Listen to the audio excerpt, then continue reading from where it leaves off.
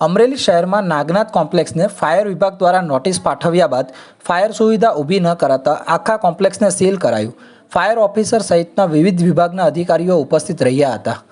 અમરેલી શહેરમાં commercial building Nagnath કોમ્પ્લેક્સને fire safety અંગે ગત તારીખ 23/2/2023ના રોજ ફાયર વિભાગ દ્વારા ફાયર સેફટીની સુવિધા ઊભી કરવા બાબતે નોટિસ પાઠવી છતાં આજ દિન સુધી નોટિસની અવગણના કરી ફાયર સુવિધા ઊભી ન કરતા ફાયર ટીમ ઘટના સ્થળે પહોંચી સંપૂર્ણ કોમ્પ્લેક્સને સીલ પ્રક્રિયા હાથ ધરવામાં આવતા ફફડાટ ફેલાયો।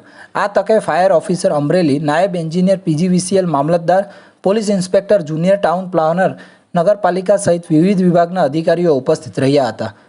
અમરેલી શહેરની મધ્યમાં આવેલું નાગનાથ કોમ્પ્લેક્સ કે જ્યાં ટ્યુશન ક્લાસીસ, બેંક તેમજ કોમર્શિયલ એક્ટિવિટીની ઘણી બધી ઓફિસો કાર્યરત હતી।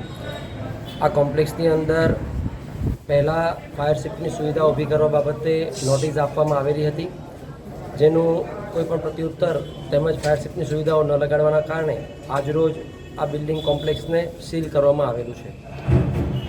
સીલિંગ ખોલવા માટે શું પ્રક્રિયા લોકોને કરવાની રહેશે? ફાયર સેફ્ટીની સુવિધા લગાવવા માટેની વ્યવસ્થા એ લોકો કરવા માટે એગ્રી થતા હોય તેવા સંજોગોની અંદર જો એ લોકો કોઈ વ્યક્તિને કામ આપી અને ફાયર સેફ્ટીની સુવિધા ઊભી કરે છે તો આ સીલિંગ પ્રક્રિયાની અંદરથી તે લોકોને ટાઈમ પીરિયડની અંદર કામ કરવા માટે સીલ ખોલી આપવામાં આવે। આ સિવાય કોઈ બિલ્ડિંગો સીલિંગની આગળની પ્રક્રિયા કરી?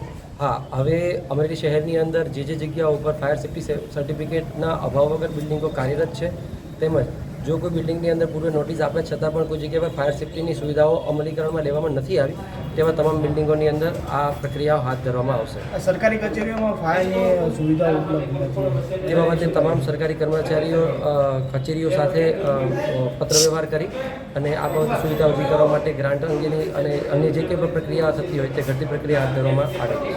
કચેરી અને જિલ્લા નોટિસો આપવામાં આવી હાજી, અત્યાર સુધીમાં કેટલી નોટિસો આપવામાં આવી? અમરેલી શહેરની અંદર નેશનલ બિલ્ડિંગ કોડના ક્રાઇટેરિયામાં આવતા તમામ બિલ્ડિંગોની અંદર આ પ્રકારે નોટિસો પૂર્વે આપવામાં આવેલી છે। અશોક મણવર, તન્ના સમાચાર, અમરેલી।